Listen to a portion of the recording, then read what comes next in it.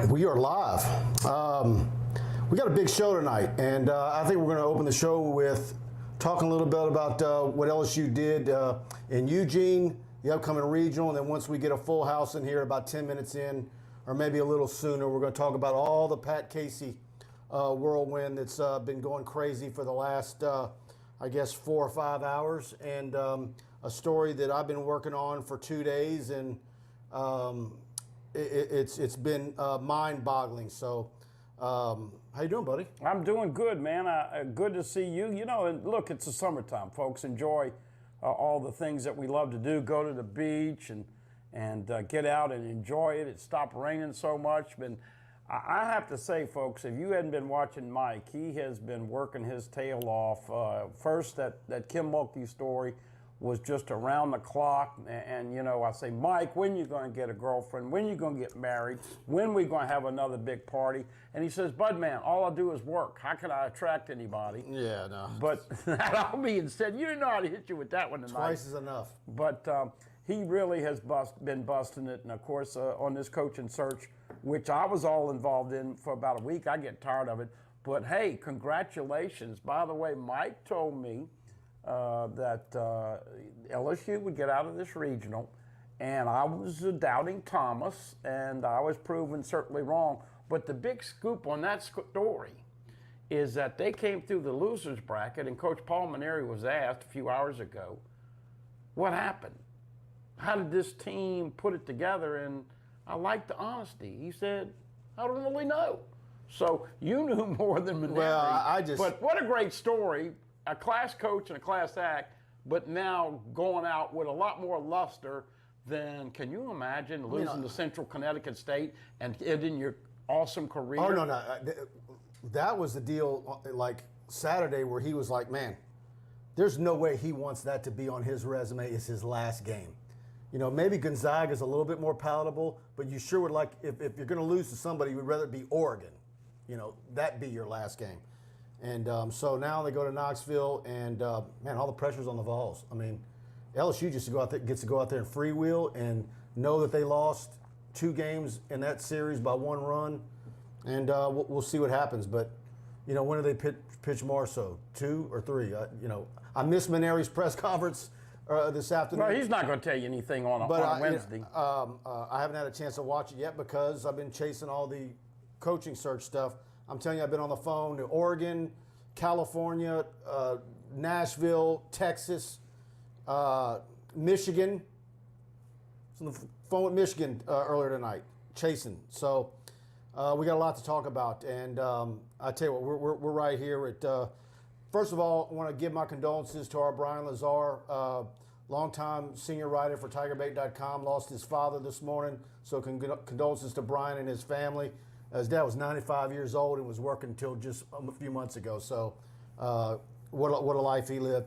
And also big thank you to Pride Roofing for sponsoring us each and every week. We're going to talk about them a little bit further in the show. But, of course, as you can see in the description box, give them a call, subscribe to TigerBait, and tell them you heard about them on TigerBait, 225-275-2041, and you'll get a free subscription to TigerBait for a year. They're paying for it, and so you get a free roofing inspection and free TigerBait. So now on to the Pat Casey stuff. Well, hold on. Let me just say this too. I want to give you props too because you know, I kid about not being able to have time to do a lot of stuff extracurricular, but Mike has burned the midnight oil on Kim Mulkey and now the coaching.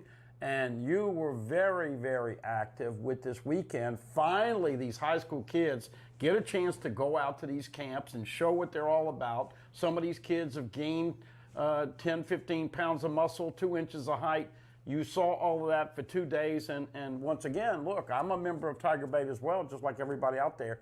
Really appreciated the hard work and appreciated all the stuff and the tidbits from the camp, and hopefully we'll get into that a little bit. I know baseball right now is the depressing subject on most people's minds. I think, look, the camp was obviously a huge success, although it would have been nice had the rain stay away and you didn't have, you know, hundreds and hundreds of kids jam-packed into the indoor facility.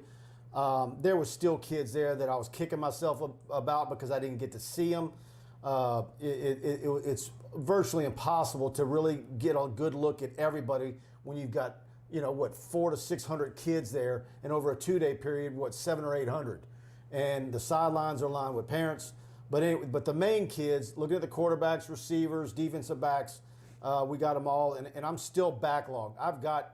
I've only put up I'll probably put up an eighth of the video I've got. I've got so much to do, but the coaching search for baseball has pulled me away from editing. So stay tuned on TigerBait. I've still got tons more camp video coming your ways. I had my camera, and I had Joe's who was helping me out working, and she was doing another camera. So I still got some great stuff to come your way on recruits. But Pat Casey, for the last few days, obviously when the whole thing started, Kevin O'Sullivan was the first name. That was the guy everybody was talking about. I was also told when I put up my initial hot board that Tim Corbin was interested in the job. But I didn't put him on the hot board because I just thought that was a little too provocative, wasn't sure what that was about, wanted to get more information. But one of the things we learned early on was that Pat Casey was letting it be known either through Kendall Rogers and surrogates and reaching out to schools on his own, and that he wanted to let it be known that he was interested in getting back into coaching. Texas A&M was one of the schools, and LSU also. I've got a report that he was flown in on Saturday before he went to Fort Worth for Oregon State's regional, and depending on who you believe, he was either offered the job or not offered the job, and I was told the amount was $2.5 million. So then that brings into question, and so I've been chasing that, but I've also thought there was a line on Tim Corbin, and I still think that that's a possibility, and I don't think his buyout is something that they can't overcome. There's some people out there talking about Bakich at Michigan. He's the sleeper. I've got one source that tells me that all the names we're talking about, that there's a guy that none of us are talking about that's still on the board. I was told this afternoon. So let's say it is Casey, that is the top target, and it's his job to say yes or no to. I think someone said earlier that he's got a day now to accept it. It's kind of confusing to me. If you're letting it be known, if you indeed got offered the job, if you're letting it known that you want to get back into coaching and you were offered the job, why don't you immediately accept it? Is it the dog who was chasing the car, and now that he caught the car, he doesn't know that he wants it? And certainly you wouldn't announce a head coach while LSU's about to head up to Knoxville. You're not going to introduce a head coach but until the season is over with anyways. So obviously it went viral this afternoon while I was typing up a report that I wanted to be as thorough as possible because I wanted to include everything I had. But then Kendall Rogers got it out there at about 3 o'clock, and then that started the whirlwind. Well, what the whirlwind is negativity, and he's getting killed on social media. I've looked at all the media outlets that have posted it and said Kendall Rogers is reporting, and whether it's Facebook or Twitter, message boards, everybody's seizing on the issue with Heimlich and that whole thing. And it's a tricky situation because he never addressed it. And so the question is, even if everybody did their due diligence and knows that what really happened in that case, and is it enough? Is it something a guy that I believe he's a political guy, and Scott Woodward, is he willing to sacrifice a lot of political capital, or if you want to say approval rating points, to fall on the sword of Pat Casey, regardless if that kid was railroaded in court and given some bad legal advice and whatever? And I know that, and so no one would have ever found out what the situation was, but something that should not have happened, that somebody should have got sued for. But he was accused of, there was a custody battle in the house. And so I'm going to talk about it as best as I can. There was a custody battle in the house. His brother was divorcing a woman, and the woman didn't want the husband to have any custody of the child, so she accused the younger brother of assaulting the child, sexually assaulting the child. So he agreed to a lesser crime so that his brother would not lose custody of the child. Yeah. And it was supposed to be a deal where and this is, look, I'm trying to piece it all together as best as I can. You're talking about the former Oregon State pitcher. Yes. And by the way, he did pitch against LSU, and later on they did suspend him. He also was blackballed by the major leagues. And they did their research, and there's a bunch of them that wanted to bring him in, but they knew the public wouldn't allow it, even though they did their due diligence and believed him. Yeah. And so my whole thing is, I believe Scott Woodward, if this is all indeed true, he's the guy and he's got an offer. Scott Woodward knows all this, and he believes that, look, if Pat Casey knew that the kid was guilty and didn't care and he's pitching a guy because he's a great pitcher and all of it was true, he wouldn't have been able to retire. He wouldn't have been able to retire. And the new head coach, his title is Pat Casey head baseball coach. Every baseball coach going forward at Oregon State has Pat Casey in their title.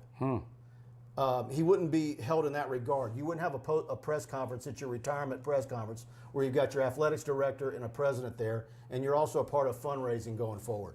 So anyways, there was and I want to get this out there just so people understand. And look, I'm not saying that because look, anytime I was told that I think it was the Oregonian did a piece where they interviewed everybody and they laid it all out there, just what I'm saying.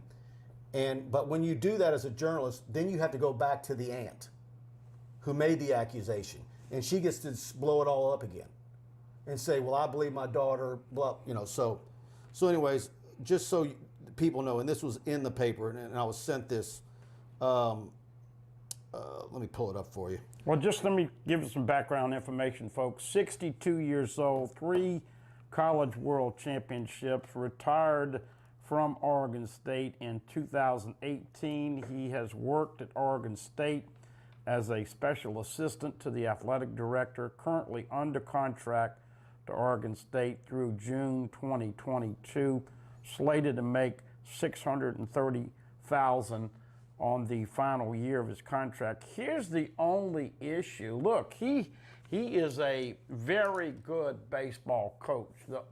The thing that you're talking about, the pitcher, is quite controversial, and let's remind everyone that LSU's in a bad spot from a PR standpoint. And that's my point. That's my point.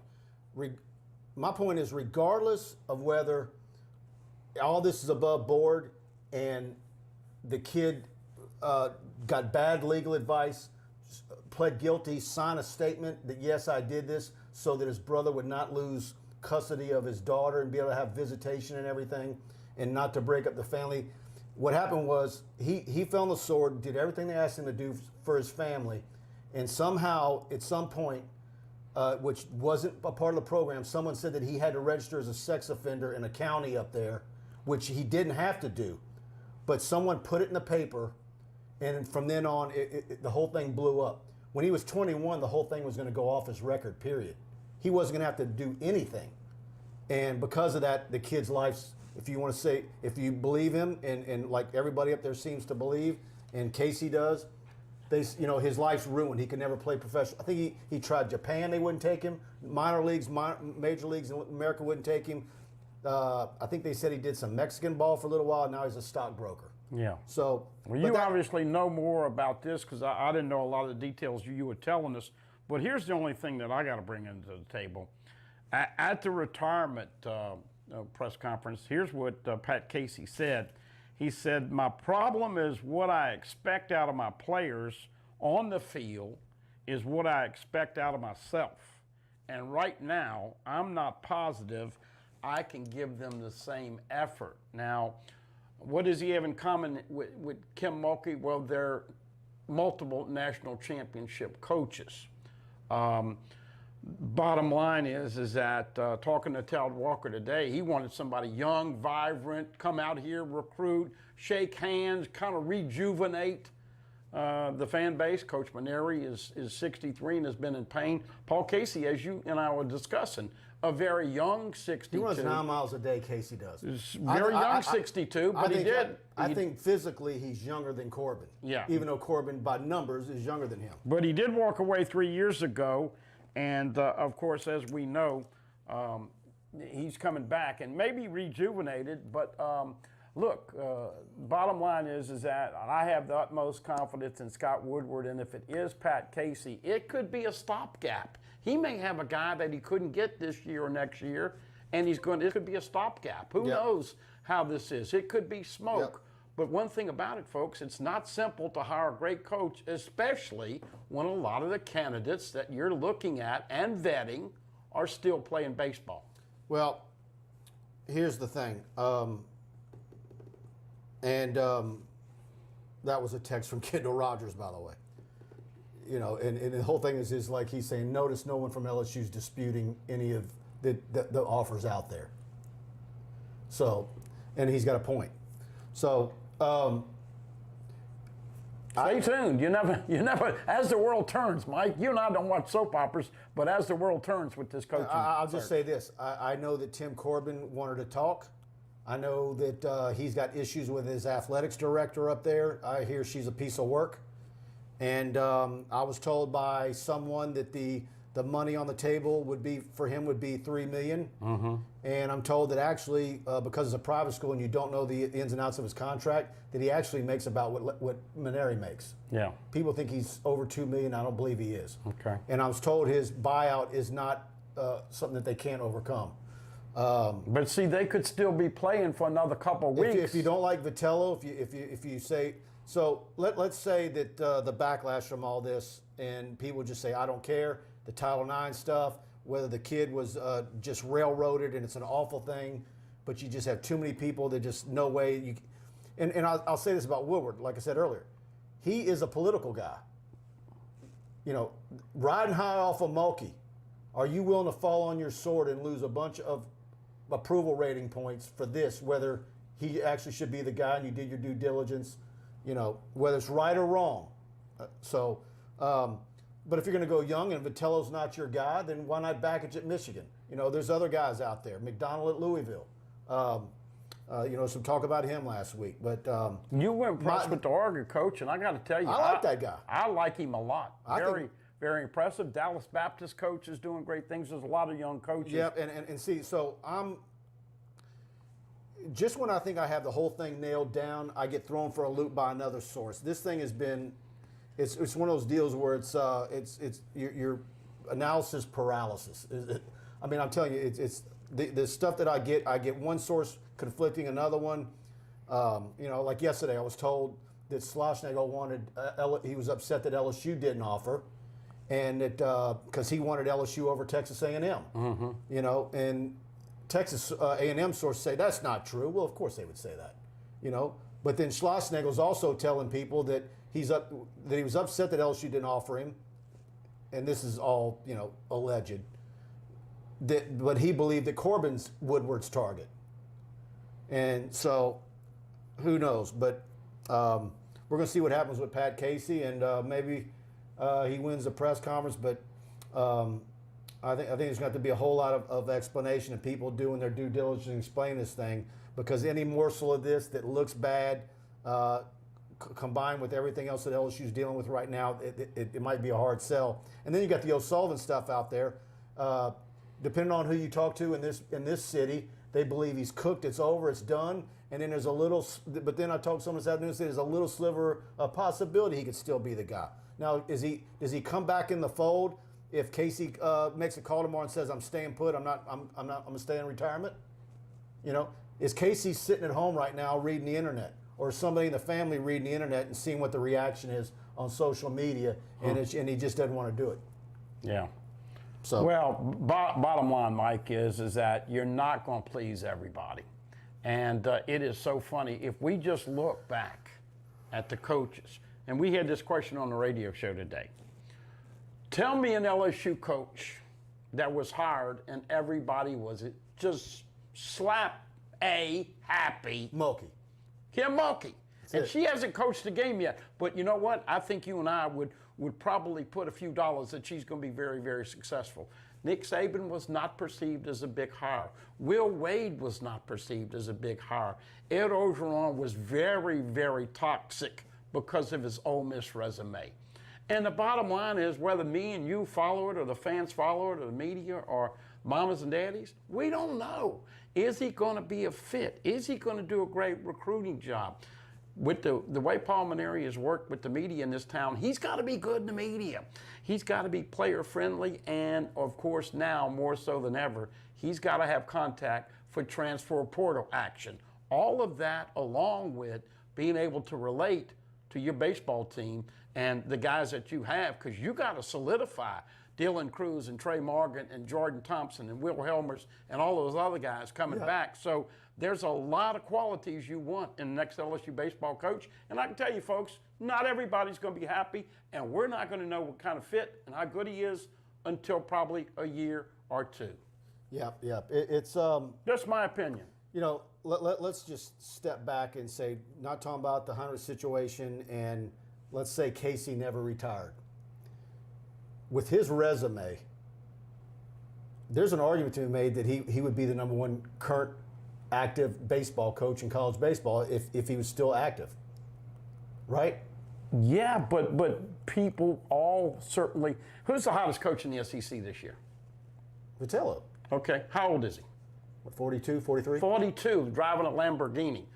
It's a young man's business With a and game. herringbone gold chain? I don't know. Is there a wing on that? But look, 86 you said for those people that don't like Vitello, a lot of people like Vitello. They just think that Tennessee's going to give him over $1.5 million a year. One of the things I learned on Vitello was that they said he's single and he's around town dating and chasing. Like, so what? Sounds like a baseball version of Lane Kiffin. He's single.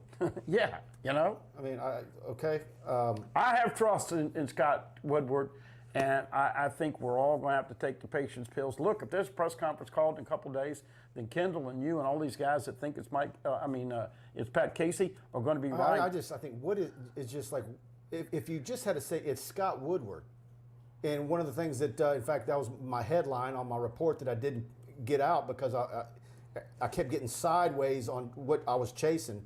But my thing was LSU baseball search, quotation mark, Scott Woodward, big game hunter. Mm-hmm. And he absolutely is a big game hunter when it comes to coaches. So if you think he's going to go after the coach from Dallas Baptist, that's not how he operates. He operates by going after Tim Corbin for your baseball and that type of guy. And if something were to happen to Will Wade, he's probably going for Scott Drew and he's going to pilfer Baylor again. That's how he operates. And he's going to spend the money, and you're going to think he's crazy for how much money he's going to spend, and like he did for Jimbo. And what did I say when he hired Jimbo? I said, yeah, that's a 10-year deal for $75 million, but in 4 years, that annual salary that breaks down to is going to be average. And sure enough, it was. Yeah. He's actually a bargain now. Mm-hmm. And so that's what he does. It looks crazy in the beginning, but 4 or 5 years in the middle of that contract, that guy is not even in the top 10 of high salaries. You know, or maybe you have to go in and renegotiate if a guy's won a championship. And I'm sure there's incentives in there, but that's how he does it. And but he likes the established coach with the resume, and I think he probably likes being told, "Holy cow, how did you do that?" You know. Yeah. I mean, he likes that. That's his thing. I'm just. And then he's got the girl Stephanie in the office that runs all the day-to-day stuff. Kudos to you to work all of this stuff. I have been relishing on the fact that, we stayed up late like most people, and everybody's a little crabby in the morning because you stay up till 12:30 or 1, and then you're so wound up it's hard to go to bed.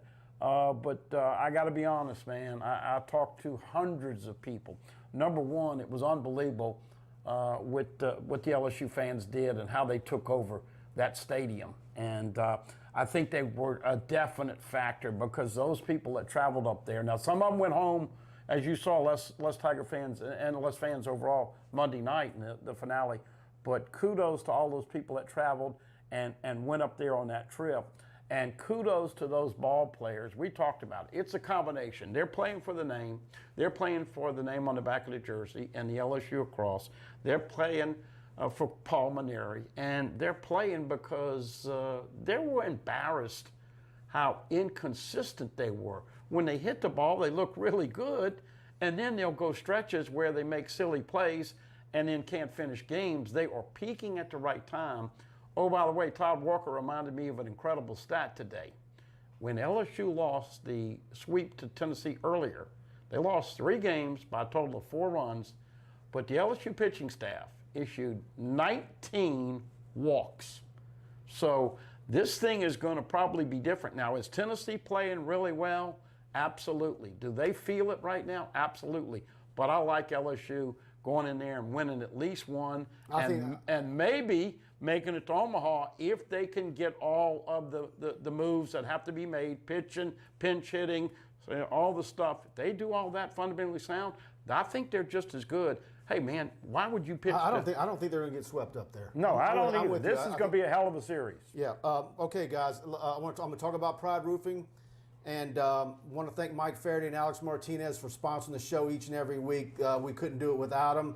Absolutely. If you've got any roofing issues for either your residential or commercial business, they've got you covered from Sulphur, Louisiana, all the way to Gulf Shores and Foley, Alabama. Everything along I-10 north and south of it, all the way up to Jackson, Mississippi.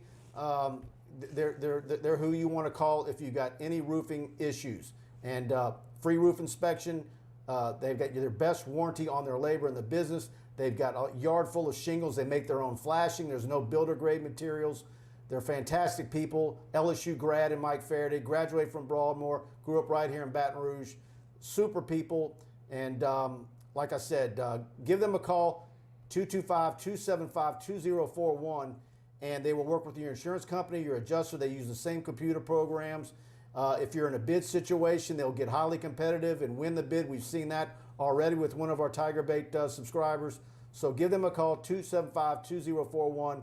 Tell them you heard about it on TigerBait, and with your free roof inspection, they're going to pay for you to have TigerBait Premium for a year, and that'll give you the text alerts, the newsletters, our message board, in the works. So much thanks to Pride Roofing each and every week, Mike Faraday and Alex Martinez. I'm sure you've seen their, I saw a new Lamar billboard in Prairieville on the way to dinner the other night. So you've probably seen their billboards all across I-10. So much thanks to them, and they're the official roofing company of TigerBait.com. Job well done is a job done with pride and by Pride Roofing. And hey, we give a shout out to all those folks that have heard us, radio, TV, internet, Facebook, that have given Mike and Alex a call. 275-2041 here locally with the 225 area code. Let's see what people want. I don't have the laptop, so what's everybody asking? Kenny Haynes, our what would you call him? Our de facto legal advisor. Shark? Tiger Shark, our legal advisor on TigerBait, and his lovely wife Brenda. Who's right? What was the offer made in 24 hours? Accept or no offer? Outstanding. Both can't be right. I tend to believe that. I tend to believe he's got an offer. I don't know. I tend to believe he's got an offer. But I thought I saw Kenny on Shark Tank a couple weeks ago. Yeah. Guy brings a lot to the site. He's a baseball guy. And, he really loves his baseball. Yep, he does, and he's got some definite opinions. He likes the Dallas Baptist coach.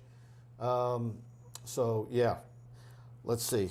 All right, guys. I know y'all had some recruiting questions for me earlier.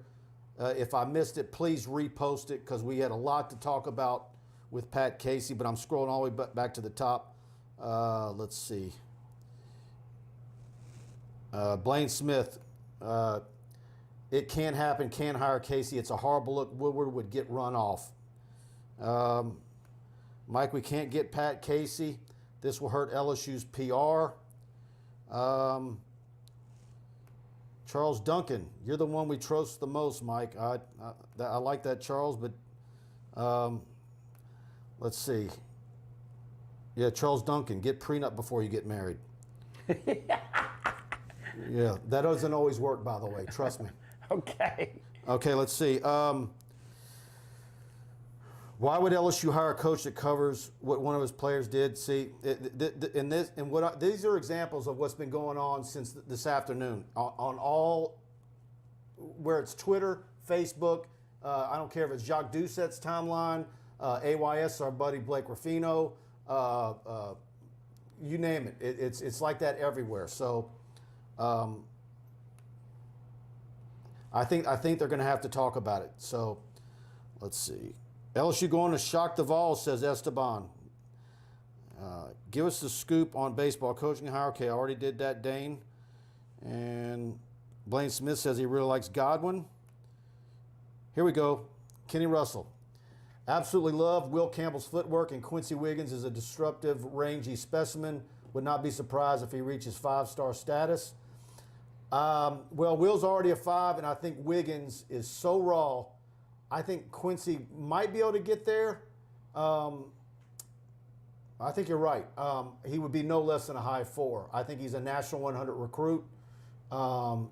Special kid, great kid, highly intelligent, hard worker, loves Andre Carter. I don't see him going anywhere but LSU. And like I said on your show earlier today, I know a lot of people were jumping all over the videos that were on Twitter and thinking the offensive lineman didn't look so good. Those drills, those one-on-one drills at camps are designed to make offensive linemen look bad. They make defensive linemen look good. There's no pads on.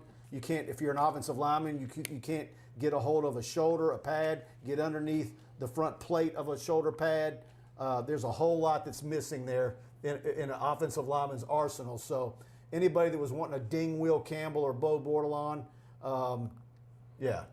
don't do that. Particularly when Quincy Wiggins was full of sweat and slippery. I mean, he might as well have baby oil on. I mean, that, you know. But I'll tell you this, Will Campbell and him became real good friends this weekend, and Will's recruiting him to LSU. So. I'm trying to remember. Now, I know it broke last Wednesday night at 7 that they had parted ways with James Craig. So Brad Davis comes in, going to make 8:10, 8:30, and 8:50. And let's be honest, folks, like Mike is saying, any offensive line coach worth their salt is going to be a good recruiter, a good communicator. Got to have that trust with his players. But he's got to be able to teach those guys how to hold and get away with it. I'm serious. Yeah. And they talk about what's in, and when you get out and you get called, look, just like a wide receiver's got to push off and be able to get separation and not get called, offensive linemen, how many times Alabama called for offensive holding last year? Not that many. My point is that I am really, really fired up, and we respected and liked James Craig.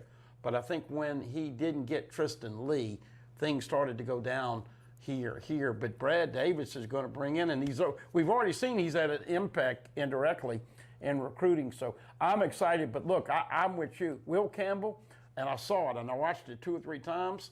Look, there were a couple times where there was some action, and Will's got a nasty streak. I can't wait to see how that young man looks when he shows up at LSU. Brett Allen, Pat Casey feels like a win now type of hire. Not sure how long he's willing to coach, but he is a winner. Yeah. Look, I've watched a lot of his videos. And in fact, even some of the videos I watched was him talking about LSU when they played, 18? Mm-hmm. And he's got a dry sense of humor. He's witty. He's funny. I'm not going to knock him for a age. I will say I think he might have been a bit burned out, so maybe you can ding him for that. But there's no doubt he is a special baseball coach with a lot of wins. So I think side by side, even though he's 3 or 4 years older than Corbin, I think he's younger physically than Corbin is. Interesting when we get into these coaching searches, and we always talk about everybody's baggage. You know, I mean, this is going to have to be a PR overcome because there's some baggage on what happened with Oregon State. Everybody knows the man can coach, but he was burnt out, he retired, and you got that thing hanging over his head. So I don't know if they can win the fan base regardless of who they hire. Now, we had mentioned Mike Bianco, and of course his name was hot last week. Every 3 days there's a new hot name. So you keep working it. I'm going to wait until you give me the call and say, signed, sealed, delivered, Stevie Wonder is done. But what's going to happen is like I'm working this and I'm behind on my video editing. I've got so much going on, recruits I need to get in touch with. And this thing is just like, and like he warned me that Friday that Maneri, because I put up my hot board and I'm going around the clock. He goes, dude, you're going to burn yourself out. This thing's going to go weeks or months, and he's absolutely right. And what would be funny is if you're chasing these one particular guys, and then all of a sudden here comes Woodward out of left field with a guy that nobody's talking about. Yeah. And it's going to be like, oh man, I don't know if that's going to happen, but. Well, here's the other thing too, Mike, and we got to put this in the conversation. with LSU advancing to the Super Regional, you delayed this decision at least another week because LSU is going to play. If they take a game, which we both think they will, and I think they're going to be playing for Omaha next Monday night, if that is what happens and comes to fruition, you can't hire another coach for another couple days after that. And if they make it to Omaha, there's more extensions. Yep. So, look, this is what I was trying to tell you. I didn't have any insight here other than tell you this is not going to be a short-run thing, and you're just going to have to take your patience pills. Blaine, HN and Citizen would be a great duo in this class. Yes, they would. And also Kendrick Law, who was on campus yesterday from Captain Shreve. You know, when I watched him against East Ascension in the playoffs on that muddy field in Gonzales, played both ways. And when you watch Kendrick Law, you're like, okay, is he a safety? Is he a receiver? You know, what is he? What side of the ball is he being recruited at? And it's my understanding Pete's ain't letting him go. He wants him on offense, and they could play him at running back. They could put him in a slot. So he's also a guy, when you think about the running back position, think of Kendrick Law. So would he be like a third running back in a class? Possibly so, but I think we'll see what happens with Citizen. He's got a lot of recruiting pressure on him. HN had a very good camp. I think LSU's was the first to offer, and I think LSU's put their best foot forward to him, and he had a great time. Him and Trey Holly from Union Parish were like frickin' frack out there at camp and enjoyed each other's company. Two similar personalities. I think those two are probably going to be good friends for a long time. So, and of course, Trey Holly is class of 23. So I think, you know, that kind of helps you recruit. You know, if LSU ends up with HN, then you got Holidays who's forging these relationships. This is why camps are so important for the staff, because these kids become friends and they recruit each other. And I think also, too, right now you've got a big group of LSU kids in the program now that are talking positively about the program and the new coaches, because there's what can absolutely kill your program is if current players are not enjoying what's going on, are not positive. They will absolutely crush you in recruiting, and these kids are very favorable towards the new coaches. So good stuff, I think, on the horizon. Hearing good vibes, a lot of the linemen that are around in the summer, and most people know you just don't get that many days off if you're a college football at a big place like LSU and Bama and Ohio State and Clemson. I mean, it's pretty much year-round now. It looks like some of those bellies are dropping. Everybody's getting in shape. You know, they had the hype video with them running the stadiums in the rain. I don't know if you picked it up. Austin Deculus looked a good 15 pounds down. Cardell Thomas is losing weight. Bradford's going to play more if he loses weight.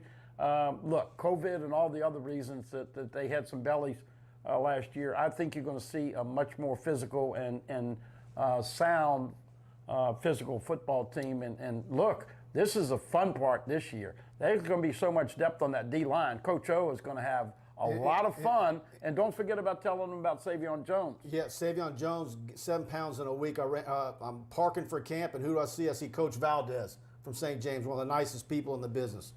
And he's telling me about it. And I knew that was going to happen. I was saying that all last year. You did. I said, this is going to be a kid, as soon as he gets there, the weight's going to come on in a hurry because that nutritional center, I mean, the food, and a lot of high school kids, they eat a bowl of cereal and then they don't eat again for the rest of the day until late. They're not getting enough calories. And a kid like that who's so tall and a lanky frame, he's probably got to consume 5,000 to 6,000 calories a day minimum, and they're loading him up.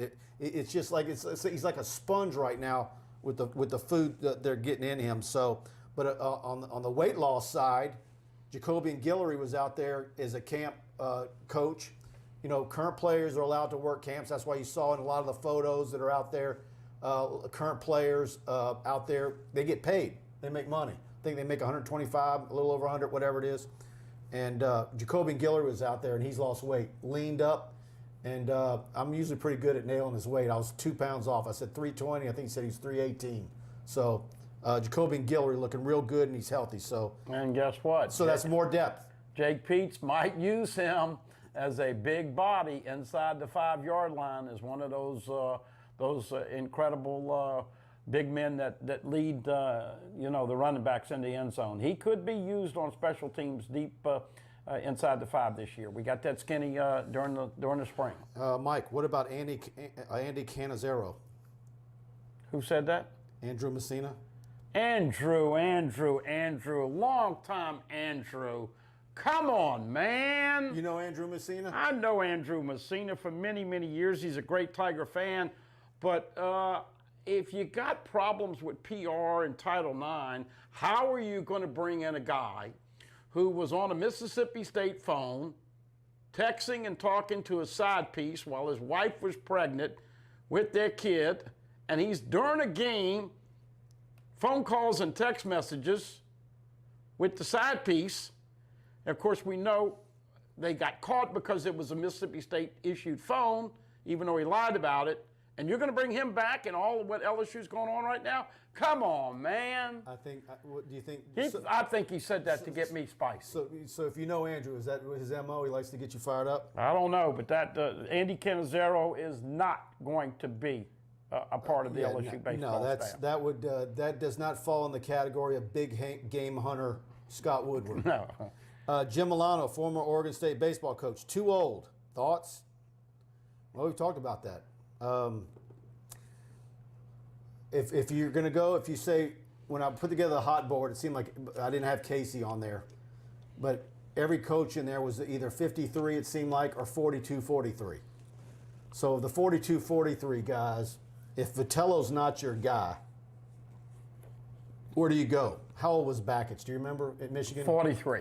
Yeah, you know, I reached out to a source in Ann Arbor about Bakich, and I don't know if he's a fit here, but here's the thing that people are looking at, Mike. Paul Maneri's 63. He's done an incredible job for 15 years. We said it here from probably as early as anybody. He's in pain. You can tell. You could see the mannerisms. You could see the movement with the neck and the back, the headaches, and just his mannerisms in the dugout. So he's retiring, and you know what? He deserves that. But he's 63 and he's ready to go, and he's in pain.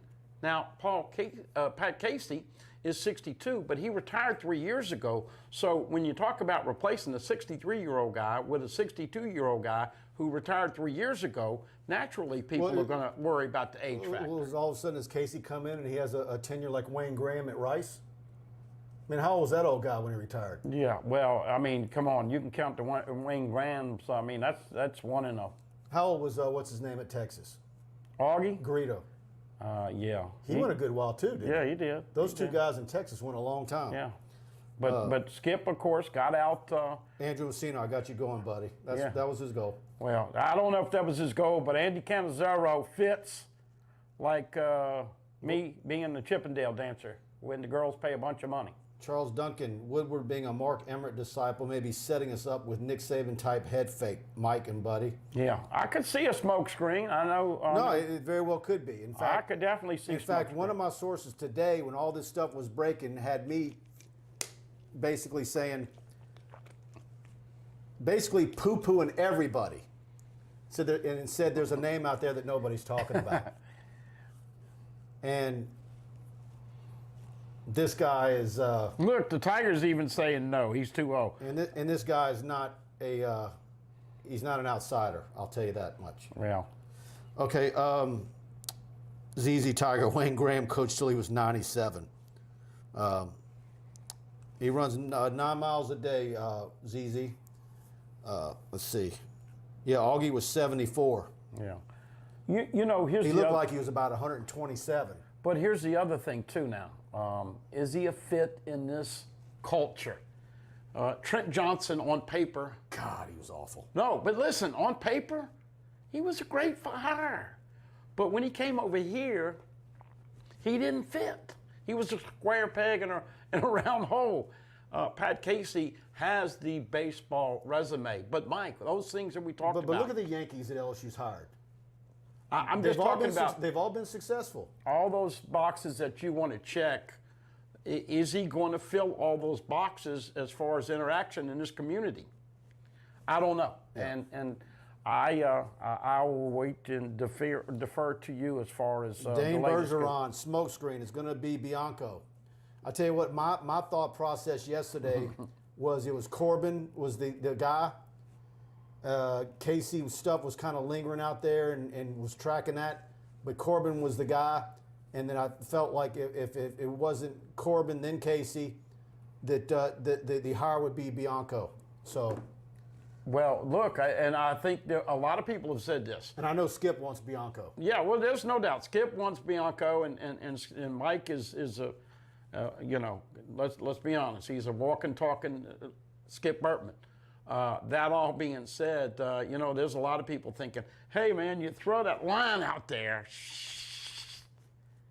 but you're not really trying to bring him in. You're just trying to get some feelers. Well, and also what it does, it makes Mike Bianco a lot more acceptable when you talk about the people who are putting up the question marks with Pat Casey. But also, too, how much of what Skip, and I say Skip wants Bianco, you know, how much of it is that he wants people to know that he's putting Bianco's name out there because that's his former player, and he should do that. But Skip did say this is Scott Woodward's decision. Now, I don't. He's not going to meddle in this, but I think if Scott asked him, he's going to certainly talk to him. I was told into last week that Woodward hadn't talked to Skip about the job yet. Yeah. So maybe something's happened recently, but. Hey, the other good thing, real quick, if it is Casey, I think we're going to know this week. And once again, that becomes problematic because LSU's playing baseball. If it's true that he's got X amount of hours to accept the job, you can't announce a new coach. I think that would be a disaster. See, the problem is it's out the bag now, and if it gets out that he's accepted the job, I don't think that's good at all for this LSU baseball team. You know, unfortunately, it needs to stay hidden and quiet of whatever's happening. You know, but is there a scenario where there's no coach, the team, I mean, heck, then what do you do if this team wins in Knoxville? Well, Paul Maneri's going to take them to Omaha. Yeah. Another time. Yeah. So, look. No, I'm not saying that, but I mean, when you know, do you have a guy who's behind the scenes accepted the job and you just have to keep waiting weeks and weeks and weeks absolutely to introduce him? Absolutely. You can. I just don't think you can. No, you don't introduce him until the season's over. Exactly. There's no way you can do that the right way. Yeah. Boy, we got a huge crowd in here tonight. Last week's show was a record setter. This one is too, and I want to thank you all too, by the way. Don't think I'm not thankful for all you guys tuning in our show. Please, if you're liking what we're doing, hit the like button, whether you're on YouTube or Facebook. Share it on your Facebook timeline for us. Very much appreciated. We do it every week. And I'm looking at some of the views of everything that's out there, and I want to say our show has been leading in views. So much appreciated to all of you tuning in and sharing the word about our show each week. So definitely on YouTube, hit the notification bell and subscribe. That way you know we're going live. And by the way, in the fall, we're going to be going live a lot. So get ready for that. And let me just say this right now on this Wednesday night, Mike. I missed my date this week because I missed, you know, not being on the show last week, and you had a big audience. And Buddy seems to have a flexible date night. That was his excuse last week. Tonight, he didn't have a date. No, well, when I have a triple header with radio, TV, and Facebook. Yeah, he's the marathon man today. His show today, we did a TV show at 5 o'clock, and then which is airing on Pelican. Is it going tonight? I don't know if it's tonight or tomorrow night. Sometimes we aired it when it's supposed to, and sometimes not. But I was just going to say, if we don't get Carl the Cat in here tonight, I'm going to be disappointed because I'm going to treat you with respect, Carl the Cat. I want to see, hey, man, why don't you take a little poll? Why don't you let everybody pop up, thumbs up or thumbs down with Casey? Yeah. And get a little feedback from that. Yep. Skip interviewed Jim Wells before he hired Maneri, and Wells was not going to take the job. Skip did it as a favor to help Wells at Alabama. Do you remember that? I do remember that. I do think that is the way it went down.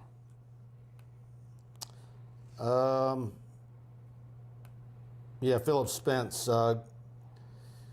Mark Chambers.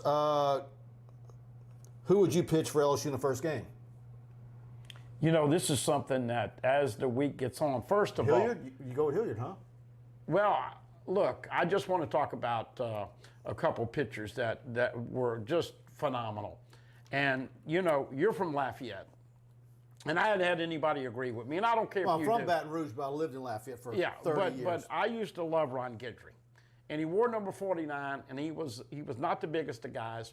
And when I saw Javen Coleman the first time, I said, man, the same number, pretty much the same body. Obviously, Ryan Givry went 25-3 and had an incredible Cy Young Award winning season. Or he might have got screwed that year by Jim Rice getting it. But anyway, that being said, it was an awesome pitcher. And that's who I saw with this Javen Coleman kid. And they threw him early, and he was good. And in there for about 4 or 5 games there, he just couldn't throw strikes. And for him to get the ball in the second inning after, of course, Vittmeyer started. Vittmeyer closed and then came back and started that game and went 1 inning, if you remember.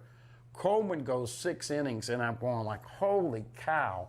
So what a performance for that kid. He is going to be a factor next year in the rotation. Well, look, Kenny Haynes is throwing it down. He says Landon Marceau's pitching the first game, period. It's 5 days rest. Yeah, but I was just going to say, and Landon Marceau, to want the ball to finish the game. I love that kid. I think he gets the ball too. I'm going to agree with Kenny. I love the way he moves, the way his facial expression, his demeanor. I mean, he acts like he's like in his 30s. I mean, there's no. Do you see any? I don't see any ounce of kid in him. Dude. I watch all of his post-game interviews. I mean, he is a businessman, and I just love the way he operates. His curveball and breaking ball was so nasty, and he's spotting his fastball, and to come in and finish the last 2.5 innings. Now, look, people were questioning why Mike Fowler went one more inning than he did, and Will Helmers could have gone another inning. But I'm with Kenny. I think you go with Landon Marceau. Now, they got back, as we know, the day after at 3:30, and you're going to give him rest. So I think you go Marceau in game 1 on Saturday at 6 o'clock on ESPN2.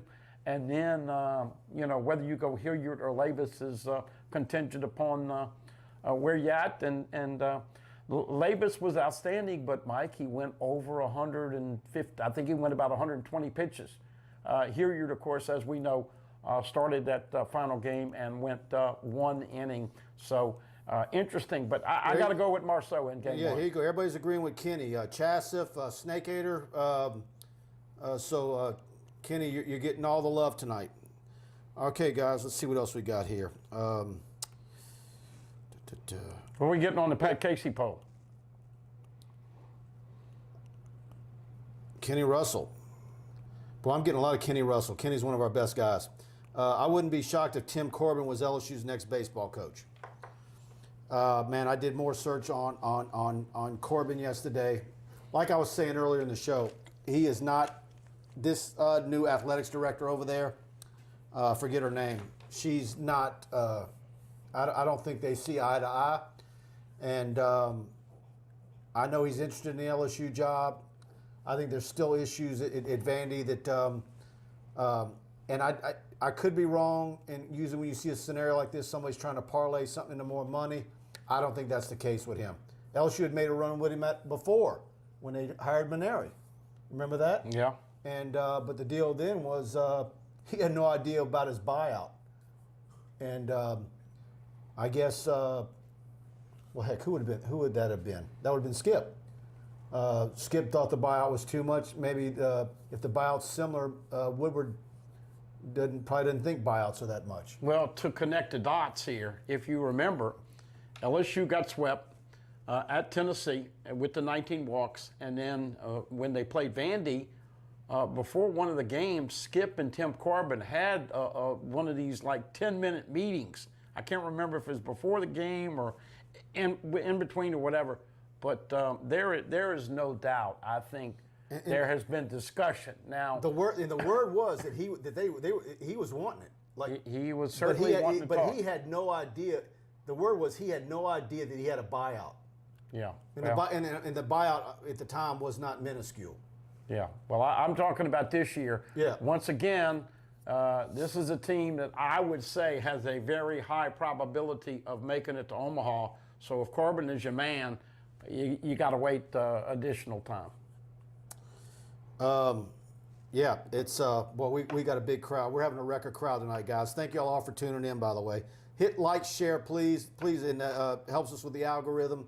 And let's get to some more. We're going, man. We're 55 minutes and we're trucking right now. Let's see.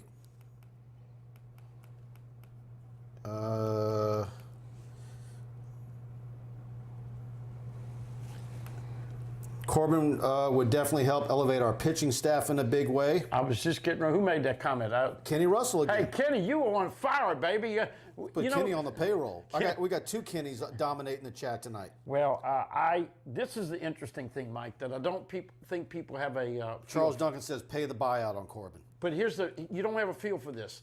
If you bring in a Tim Corbin, and we all know what kind of pitchers they bring over at Vandy. We also know that Vandy has a hell of an education, and there's some perks to go and play baseball over there. But look at Kumar Rocker and Jack Leiter and all these studs.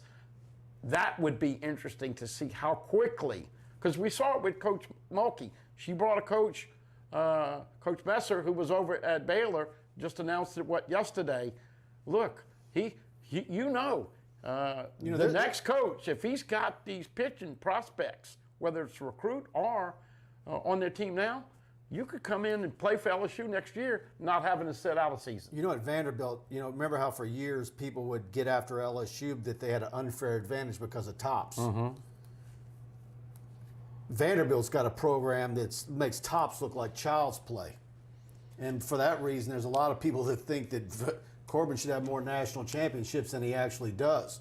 But they've got a program there with minority students where they'll kick in 100% of tuition. So when you're giving a baseball player who's either Hispanic or African American, whatever the typical quarter of a scholarship, they've got an over and above that the school kicks in and pays for the rest of it.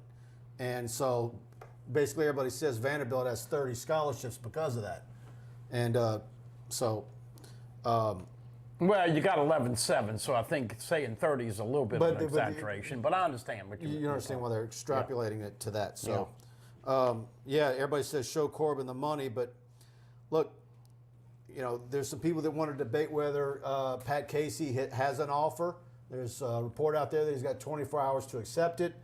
What I was told, talking to a good source of mine that I go back 20 years with, who covers Oregon State, I was told that he did have an offer, and it was $2.5 million, and that met with LSU on Saturday before heading to Fort Worth for their regional, and that he's been mulling it over the decision with his family. So my next thought is, okay, he's the guy who's letting it be known that he wants to get back into coaching. He's got an offer on the table from the premier program in America. Why does it take you so long to make a decision? Is it a dog that, like I said, chased the car, caught it, and now he doesn't know what to do with it? Interesting parallels with LSU and Oregon State. Everybody that I talked to, the Chris Giats of the baseball world that went out there, and even Coach Maneri said this, Corvallis, Oregon, is a different type of place. The people are different. Everything is about out there is different. And once again, I'm getting back to this fit. I know he has the baseball resume and acumen, but does he fit? But here's the other irony. Frick King Alexander, I'm sorry, F, I call you Frick. Frick King Alexander ended up going to Oregon State from LSU, and because of the Les Miles baggage and stuff, he got let go, and he's still trying to hurt LSU. He's still bitter. So this LSU-Oregon State little interaction, everybody I talked to out there, weird.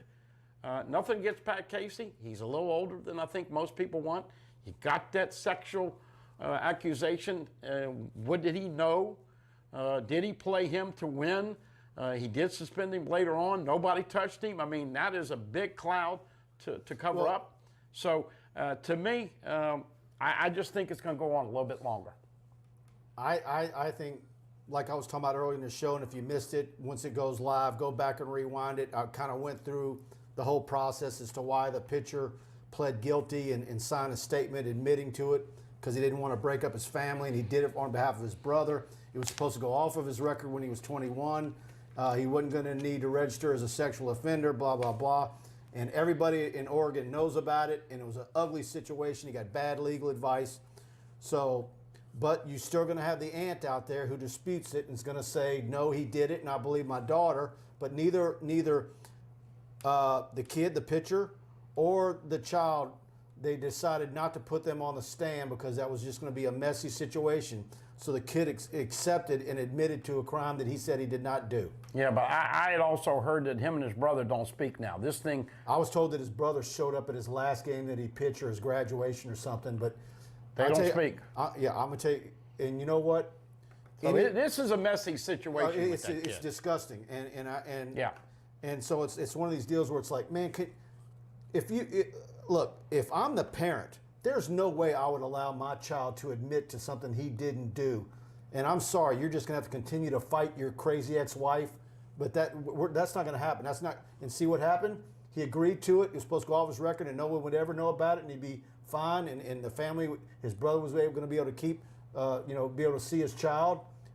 And what happened? Somebody, which really, from my understanding, it's against the law. They released that record because it was a juvenile deal. And that should have never, someone said that he needed to register as an offender in that county, and he didn't. That was not necessary. And then that's how Casey found out. Yeah, well, I'm not going to. Once he found out, and then he had to do his due diligence, and then that's why he was allowed back. And so if the accusations were true and nobody believed him, and there's no way that the new baseball coach at Oregon State would be named the Pat Casey head baseball coach. He still wouldn't be getting a paycheck over there. And and I think Scott Woodward has done his due diligence. But at the same time, you still have that out there, and you're still going to have a percentage that this is just too ugly for them. They don't want to touch it, and you can't fight that. Yeah. And so then the question becomes: is it too toxic? And is Scott Woodward willing to fall on his sword for that? So, yeah, that's the thing. I mean, I'm sorry, but I don't know all the ins and details. But I thought that kid was. I thought he was convicted and did not have a relationship with his brother after this whole thing. Well, he was a juvenile when it happened, so it was. Yeah. He agreed to it and then had to go through all sorts of counseling, did everything. They did a story I was told in Oregon. I got a little excerpts of it. Well, he got blackballed, though. Yeah, and all of them, said that he was a model and did this and all that and wasn't that guy and all that kind of stuff. But it's not that doesn't do anything for most people. So, and that's where and it's my understanding when they would go on the road, you would have people catcalling, and I mean, so look. We've seen the backlash on social media. It hasn't been pretty all afternoon, so we're going to see how this plays out. But yeah, if I was that guy, I wouldn't be talking to my brother either. Let's see. Brian Champon says, "Stay away." Dane Bergeron, Oregon is a hippie mecca. Charles Duncan, Corbett could use LSU game day experience in recruiting football. Yep. Let's see. James Phillips, what are the chances that LSU can land any of the three big-time offensive linemen that visited this past weekend? I think that LSU did very, very well with those guys. I had a little brief conversation with Cam Dewberry. He had a fantastic time. I know Kelvin Banks from Humboldt, Texas, Summer Creek. I'm told his visit went extremely well. Of course, LSU's battling A&M and a bunch of other guys for those. I don't think the running backs were there, which I was questioning last week. Why are you bringing in running backs? I don't think that that's something that needs to.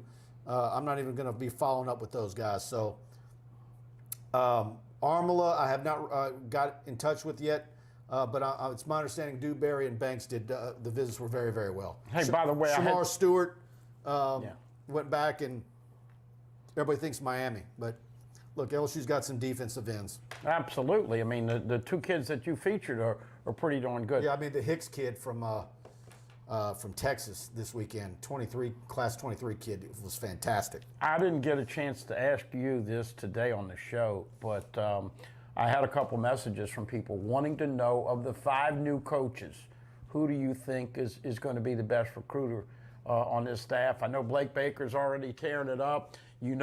The D-line coach is very, let's say, persuasive. People realize that this guy has been there and he's done it. Jake Pete's going to be interesting. That Energizer recruiting the quarterbacks. But who do you think is going to be the ace new recruiter on this 5 new additional coaches? Actually, 6, my bad, because Brad Davis is in now. Yeah, let's see what Davis can do because he's got a big haul he needs to get. And look, and of course, you always fudge that, right? On signing day, because he's the offensive line coach, he'll get credit for Bordelon and Campbell, who were already in the fold. That's a little game they play. I remember when Larry Porter was Rivals.com National Recruiter of the Year, he got some kids switched to him at the last minute that helped put him over the top. That he was involved with, but he wasn't the main recruiter.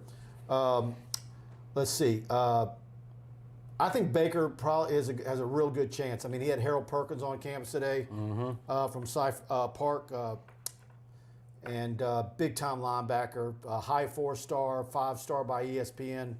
And LSU, A&M, and Bama battle, seems like. Yep. A&M folks think that they lead for him, but I know Coach Baker is on him big time. And so we're going to see how that plays out. Let's see, guys. Let me see if there's anything else out there. Brandon Reese, it'd be nice if we can get Quincy Wiggins and Kelvin Banks. That's not going to be a problem for Wiggins. I don't believe that at all. Great relationship he has with Andre Carter. So let's see. Not catcalling at Tucson when Holland pitched against Arizona. He obviously was tight with all his teammates. The bell cow, the pitching staff. I believe him, and I think Casey genuinely did too. Yeah. Kenny brings up a good point. If Corbin's a guy, not sure if. See, I know Kenny believes that someone said, "Why would Corbin leave Vanderbilt?" And Kenny says it's because of that guy that whistles. I will say this: there are some unique fans in the SEC, and Mike just once again. Who's more annoying, the whistler at Vanderbilt or the guy at LSU softball games? Oh, geez. With the belt. Look, a lot of people get aggravated and get upset with Chris Guillot, and I know he didn't shut up. I wonder if you polled the LSU fans that sit in that lower section of the softball stadium, what their opinion would be. Dude, he's better than Carl the Cat getting TV time now. Yeah. He is. Yep. Cat, you disappointed me today. I know you're going to watch it when you're convenient, but I'm definitely upset you wasn't in here live Charles tonight. Duncan, are you trying to sabotage Tim Corbin to LSU? Because you're saying maybe Corbin brings the whistler with him. Oh, no. The whistler would not come with Tim Corbin. Can you imagine LSU fans if that dude showed up over here? Oh, goodness. Trying to be a purple and gold, wearing a purple and gold? No, won't happen. Yeah. All right, guys. This is the longest show we've ever had. Thanks to everybody for participating tonight. Please like, share. Go to TigerBait.com, subscribe. Choose the annual package. We've got a lot coming your way, recruiting. Camp again this weekend, 2 camps next week. And a lot of video footage, baseball coverage. We've got it all for you at TigerBait.com. We want to have you as a premium subscriber. And $1 gets you on the site. Try us out for a week. But when you do that, do yourself a favor. Choose the $99 annual package option, because when you do that, you save money rather than going monthly. You're getting 3 months free, essentially. So thanks to all of you participating. Great show tonight. And we'll be back here next week on TigerBait Live. And see you guys on the TigerBait message boards. I got a lot of stuff to put over there. So good night, everybody. See y'all next week.